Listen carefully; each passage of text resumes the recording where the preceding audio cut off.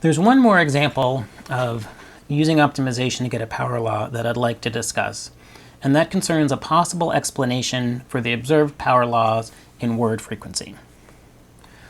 I'll only mention this very briefly, but I did want to cover it at least a little bit, both because it's rather different than the optimization and tolerance and network ideas we've discussed previously, and also this is of historical importance. These are ideas that were originally put forward by Mandelbrot in the 50s and the 60s.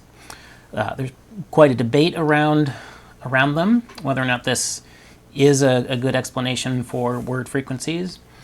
And I'm not going to go into that debate here. The article by Mitzenmacher, the review article by Mitzenmacher, is a great place to start.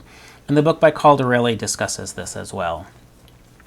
So the idea is that language has evolved in a way to minimize transmission costs.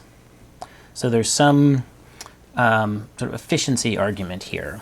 And here's how this might play itself out. So for a word, or sequence of words, you might have a cost of transmission.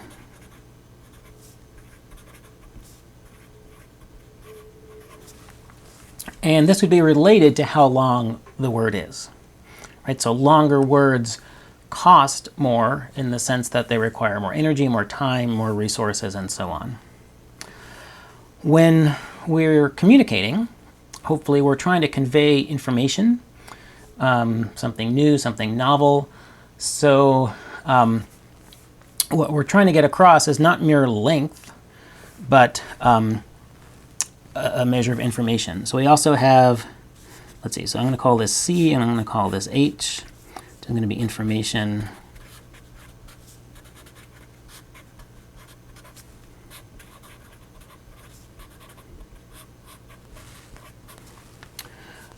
Information that gets transmitted. Both of these would be expressed in similar units using information theory or entropy.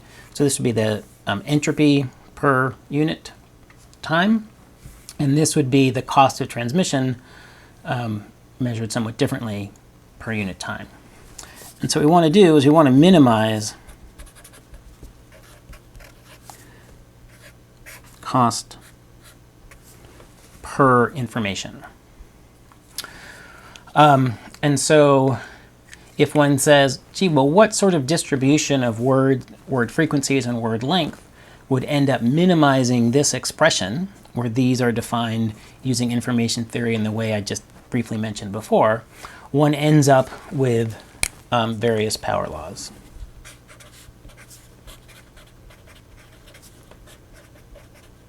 So power laws in word frequency.